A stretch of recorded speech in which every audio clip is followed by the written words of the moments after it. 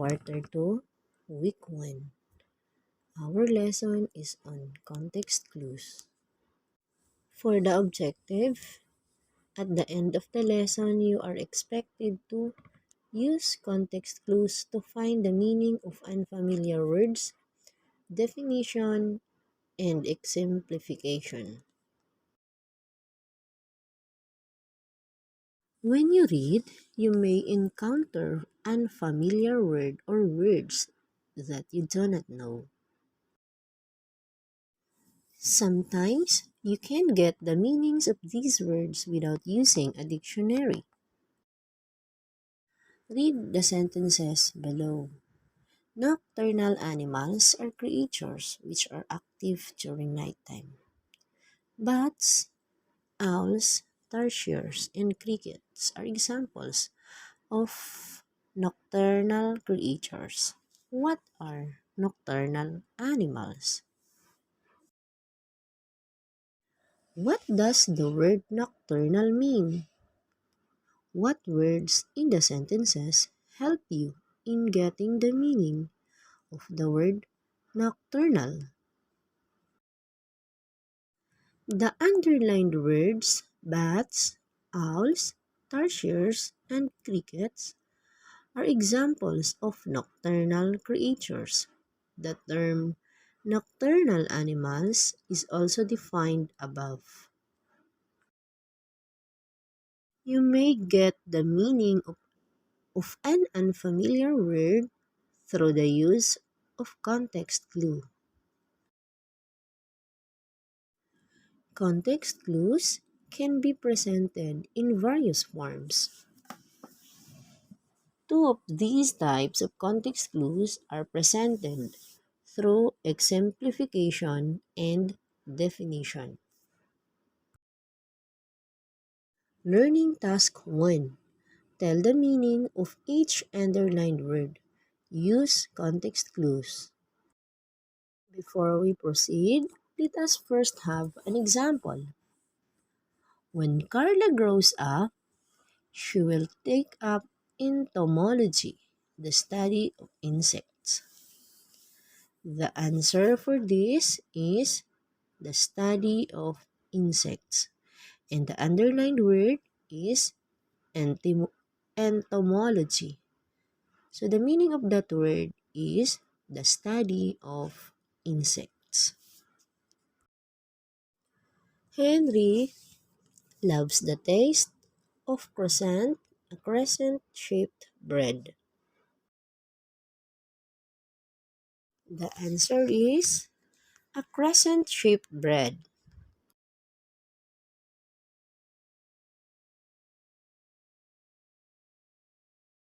My mother will enroll my 5-year-old sister in a kindergarten, a school for very young children. The answer is a school for very young children.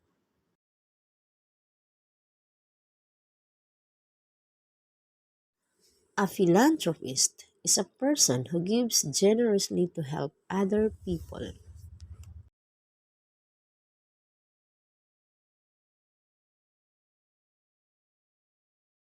The answer is a person who gives generously to help other people.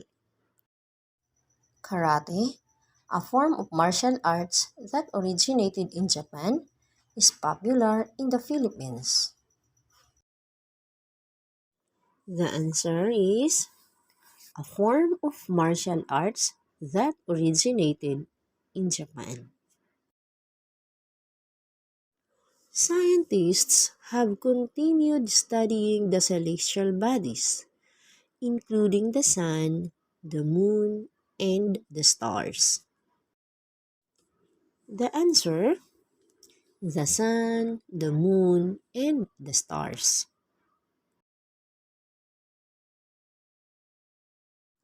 Context clues are hints, clues, or bits of information from the text. When associated with prior knowledge, these allow you to infer the meaning of unfamiliar words, in the sentence or text you are reading. There are two basic types of context clues, and these are definition and exemplification. Let us differentiate between definition and exemplification. In definition, the unknown word is explained by including the meaning using a more familiar word or phrase. For example, entomology is the study insects, while exemplification, the unfamiliar word is cleared up by giving examples.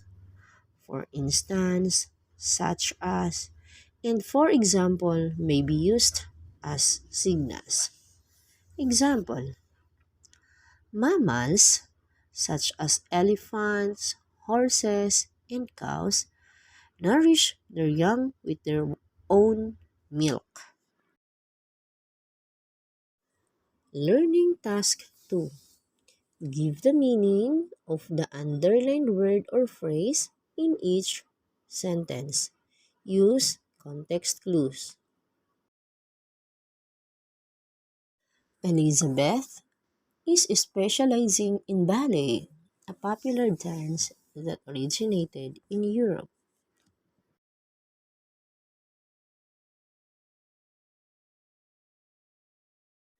The answer is a popular dance that originated in Europe.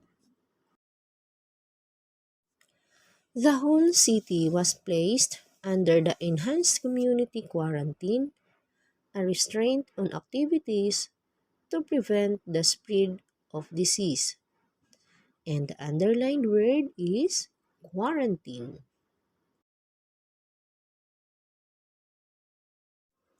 The answer is a restraint on activities to prevent the spread of disease.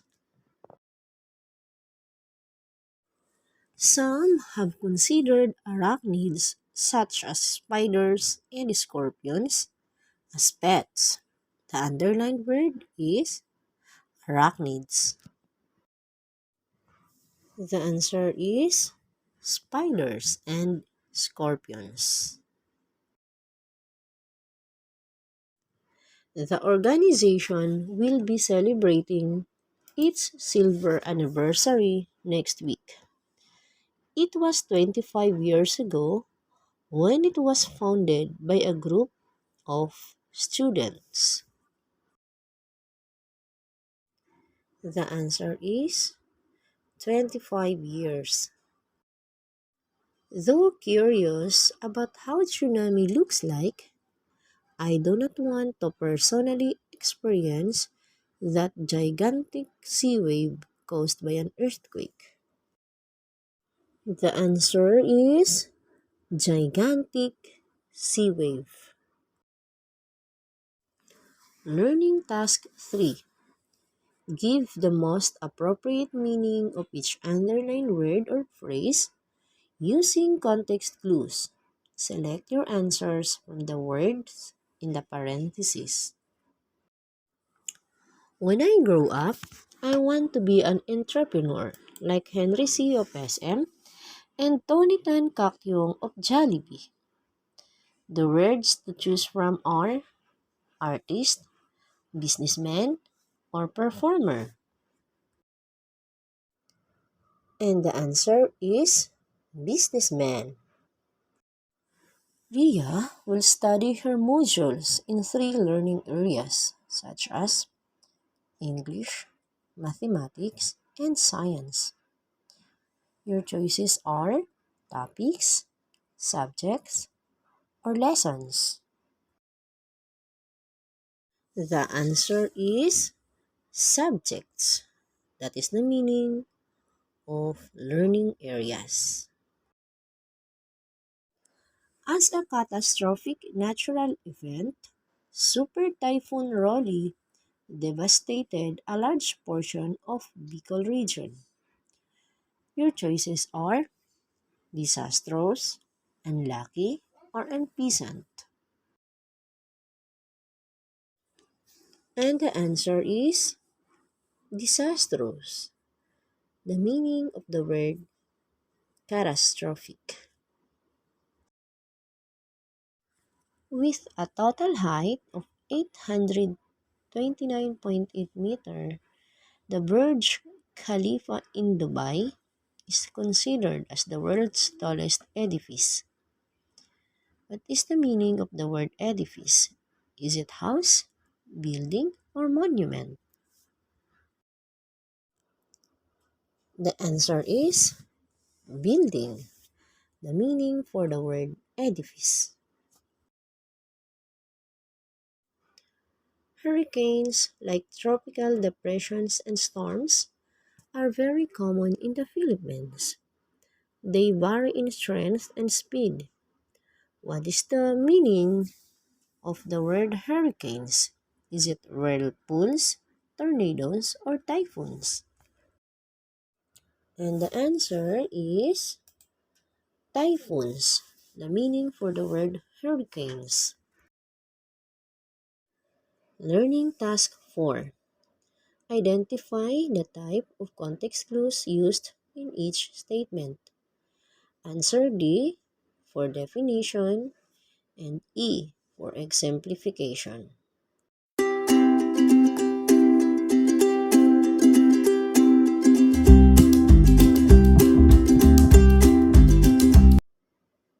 Now let's check. Number 1.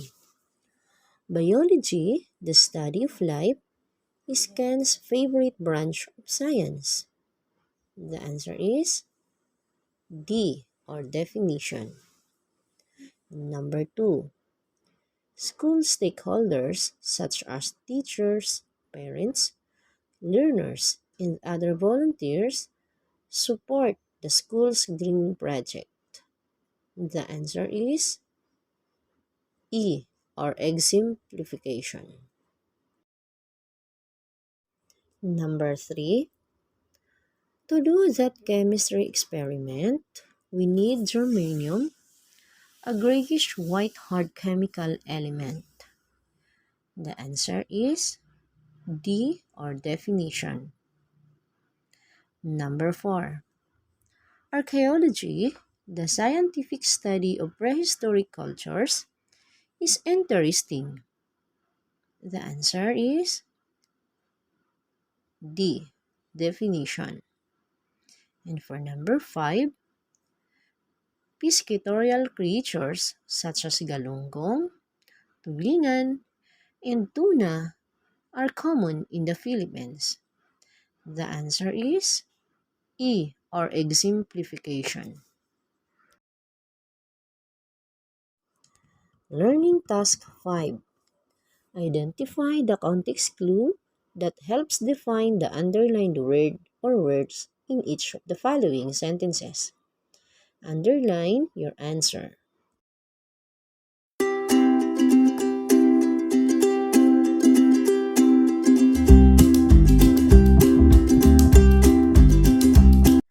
And now let's check. Number 1. A young businesswoman opened her cafe, a small coffee restaurant near the university. The answer is a small coffee restaurant. Number 2. Ryan enjoys organizing a music fest because he likes celebrations and other festive gatherings. The answer for the word fest is celebrations and other festive gatherings. Number 3. Like yin and yang, Arya and Aries possess opposite characteristics. The meaning for the word yin and yang is opposite characteristics. Number 4. Children love to watch cartoons or animated movie or television programs. The meaning for the word cartoon is animated movie or television programs. And for number 5, he was a brave leader of a platoon, a military group or unit. The meaning for the word platoon is a military group or unit.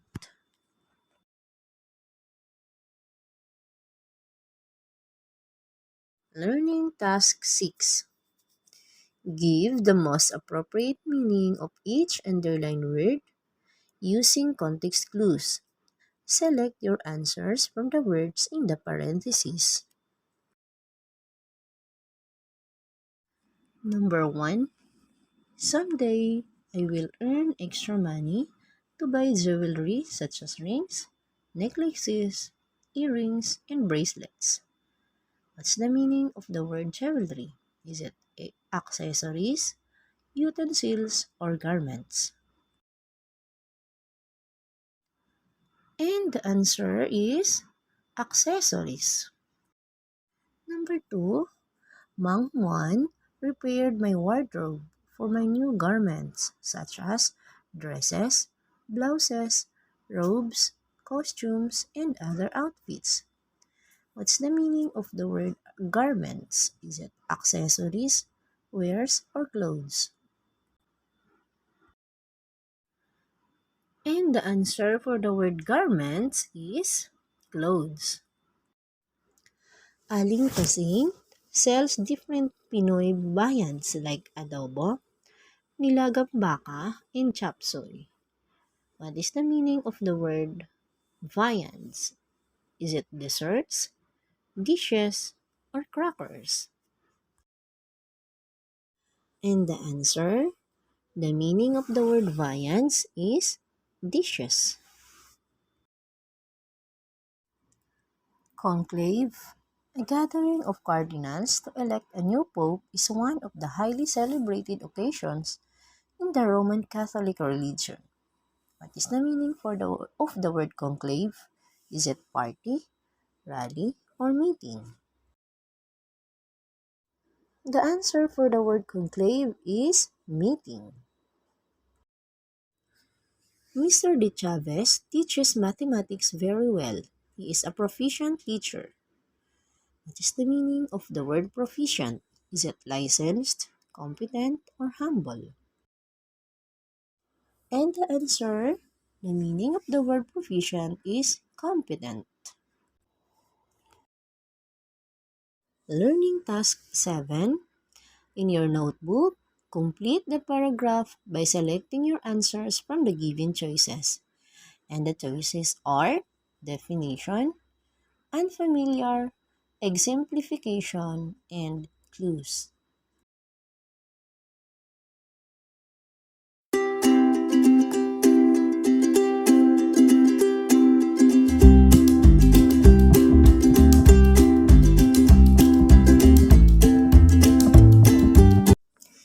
Now let's check.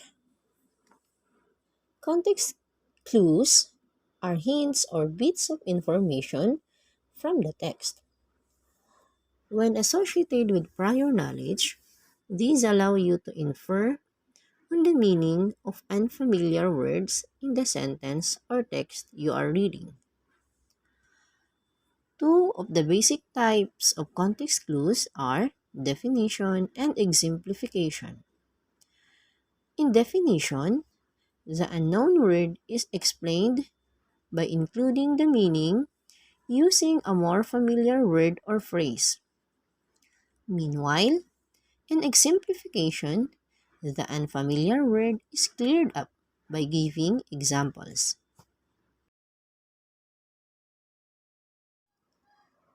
Thank you guys. Please don't forget to like and subscribe.